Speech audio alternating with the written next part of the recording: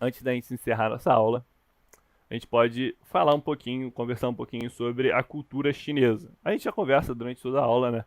Mas, obviamente, eu gosto sempre de encerrar a aula com aquela dica de cultura chinesa. E a dica de cultura chinesa, como a gente está falando de fast food, obviamente seria sobre isso. Os chineses, eles não estão acostumados com fast foods. Não estão acostumados digamos assim, essa comida não tão saudável, esse junk food, né? Que muitas pessoas chamam, principalmente os chineses mais velhos. O primeiro fast food na China foi o KFC em 1987. Então, sei lá, deve ter gente aí me assistindo que é mais velho que isso. 1987. Então, começou com o KFC, que é o Kentucky Fried Chicken. O KFC, para quem não sabe, é uma rede de fast foods de frango frito.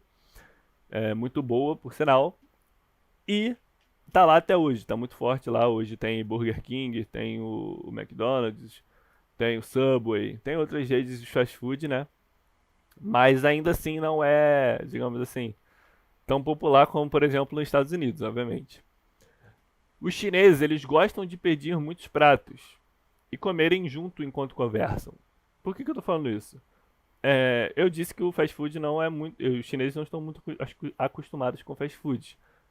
Justamente por essa cultura de pedir muita coisa e sentar assim na mesa e conversar e tudo mais. E é totalmente diferente da dinâmica do fast food, que é a comida rápida, de você sentar, comer e ralar. O chinês gosta de cerimônia, gosta de sentar e conversar e no final do expediente beber alguma coisa com os amigos. Então essa cultura do fast food demorou para colar lá. E até hoje muita gente, principalmente os mais velhos, fica te olhando de cara feia se você comer fast food, esse tipo de coisa. É, como eu disse, hoje em dia já é mais fácil de achar fast food na China. Os três que eu falei, né? O Burger King, o McDonald's, o próprio KFC, eles estão em todo lugar, mas assim, não é tão barato quanto é aqui no Brasil. Brasil aqui no Rio, não sei se o Brasil todo é assim, mas no Rio, o McDonald's de vez em quando lança umas promoções de dois hambúrguer por R$ 15 e tudo mais. Estados Unidos não, então nem se fala, é muito mais barato.